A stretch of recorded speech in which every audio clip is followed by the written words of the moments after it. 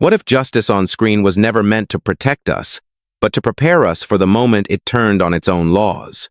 In the dying light of the 20th century, a different kind of action film slipped into video stores and late-night cable. Grim, strange, unpolished, obsessed with broken cops, weaponized youth, cybernetic revenge, and streets where the badge meant nothing. They looked disposable, forgotten, buried under bigger franchises. But inside the noise, these films whispered something Hollywood did not want to say out loud, that when institutions rot, violence becomes a religion. These are the 5 films that revealed what Hollywood tried to hide. By the early 1990 seconds, the American action film was splitting in two. On one side, polished studio heroes still fought for clean ideals, the noble cop, the soldier who saved his team, the system that somehow worked. But outside the theaters, in the straight-to-video trenches, another truth was being filmed. These smaller movies spoke from the edges of the dream, from streets already lost, from wars that never ended, from cities where justice had become private business. It was the age of Reagan hangovers and techno-paranoia, where every villain looked like the government and every hero looked like a ghost. Directors worked fast, cheap, and angry. Their films were dismissed as exploitation, but they carried the smell of something real: fear, betrayal, and a country quietly giving up on its own order. Hollywood still sold fantasies of law and redemption. These filmmakers filmed the collapse. Let's rewind to the 5 films that crossed the line between entertainment and confession. Film 1, Prayer of the Rollerboys, 1990. They wore white coats, rode in silence, and called themselves the future. Prayer of the Rollerboys arrived in 1990, directed by Rick King, starring a young Corey Haim. On paper, it was a futuristic teen thriller gangs on rollerblades, a dystopian Los Angeles, drugs called mist. But under the neon and the soundtrack of synth and despair, the film felt like a sermon. It wasn't about youth rebellion. It was about the inheritance of a poisoned system. The world of the film is America after economic collapse. The rich have fled. The poor patrol the ruins. The Rollerboys aren't just a gang. They're a militia, born from the same corruption that raised them. Haim's character, Griffin, infiltrates them as an undercover agent, but the mission feels less like law enforcement and more like an internal confession. Every chase, every explosion, every glide across abandoned malls whispers that the American dream didn't die, it mutated. Hollywood sold this as a cool dystopia for teenagers. But the hidden truth is far sharper. Prayer of the Rollerboys was a warning that fascism could come wearing youth, order, and purity, not uniforms. The prayer wasn't for salvation. It was for control. When the credits rolled, the message lingered like static. Sometimes, the future looks exactly like the past, only faster, smoother, and better armed. Film 2, Catch the Heat, 1987. She came from nowhere, spoke with many accents, and fought like she had nothing left to lose. Catch the Heat, 1987.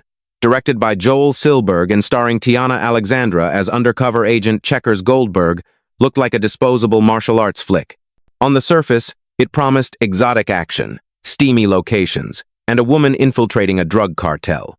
But beneath the choreography and synth-pop gloss, the movie hid a rare and uncomfortable truth for its era, a story about identity erased by the very system that demanded loyalty. Hollywood in the 1980 seconds loved women who could fight, as long as they still looked like fantasies. Catch the Heat broke that rule. Alexandra's character is part Asian, part American, never fully accepted by either world. Every disguise she wears isn't just an undercover tactic, it's survival. When the script forces her to play stereotypes to outwit the cartel, the camera lingers just long enough for us to see the pain behind the performance, a meta moment where an Asian American actress is literally pretending to be the roles Hollywood forced upon her. Critics dismissed it as camp. Theaters barely showed it. But within its pulpy chaos, the film spoke of double lives of immigrants, women, and outsiders trained to mimic their own oppression. In the end, when Checkers burns her false identity and walks away from both the villains and her handlers, it isn't triumph. It's liberation through loss. She doesn't win the mission. She escapes the script. Film 3, Snake Eater 3, His Law, 1992. He no longer carried a badge, only the memory of what it once meant. By 1992, Snake Eater 3. His law arrived like the echo of a war that never ended. Directed by George Ershbeimer, starring Lorenzo Lamas as Jack Soldier Kelly, the film looked like another low-budget sequel. Motorcycles, vengeance, explosions, the usual video store chaos. But buried under the noise was a confession of moral fatigue. It was a film about a man trying to enforce justice after justice itself had dissolved. Jack Kelly isn't a cop anymore. He's an ex-soldier turned vigilante. The story sends him against small-town corruption. But the real enemy isn't the criminals, it's the world that created them. Every frame hums with the exhaustion of late 80 seconds America. Veterans forgotten, towns decaying, authority reduced to costume. Kelly still quotes the law, but he acts on instinct, rage, and guilt, as if quoting commandments no one believes in anymore. The tagline said it all. He doesn't play by their rules, he has his own. To the casual viewer, it was just macho bravado. To those listening closely, it sounded like despair. His law wasn't about power, it was about isolation. When institutions fail, the lone man becomes judge, jury, and ghost. Hollywood buried Snake Eater 3 under the avalanche of cleaner, flashier action hits. But this one whispered something dangerous, that when justice stops working, revenge becomes religion, and every believer becomes a criminal. Film 4, Steel and Lace, 1991. She died once, then came back to show what justice really costs. Steel and Lace, 1991, directed by Ernest D. Farino, began like a courtroom melodrama and ended like a mechanical requiem. The story follows Gailey Morton, played by Claire Wren, a woman driven to suicide after her attacker walks free thanks to a corrupt legal system. Her brother, a scientist, resurrects her as a cybernetic avenger. It sounds absurd, a revenge fantasy dressed in wires and circuitry, but beneath its pulp exterior beats a raw, feminist scream disguised as genre. Hollywood at the time had no space for women's rage. Revenge was a male ritual, sanctified by loss. But Steel and Lace broke that code. Gailey's body, rebuilt from steel and sorrow, becomes the ultimate symbol. Justice mechanized because empathy failed. Each kill she delivers isn't just retribution. It's a demonstration of the system's collapse. The courts failed. The men failed. Only the machine remembers. Critics dismissed it as exploitation. But what they missed was how the film mirrors a culture terrified of women taking back their power, even in fiction. When Gailey looks at her own reflection, half metal, half flesh, the image is haunting. It's not science fiction, it's prophecy. By the end, her vengeance completes its cycle, and she shuts herself down not from victory, but exhaustion. Justice had to be rebuilt from steel, because the human version had already rusted away. Film 5, Excessive Force, 1993. They called it justice. He called it survival. Excessive Force, 1993, directed by John Hess and starring Thomas Ian Griffith, was marketed as a generic cop thriller, a story of betrayal, corruption, and one man against the system. But beneath the surface, it's a film about what happens when the system collapses inward and starts eating its own.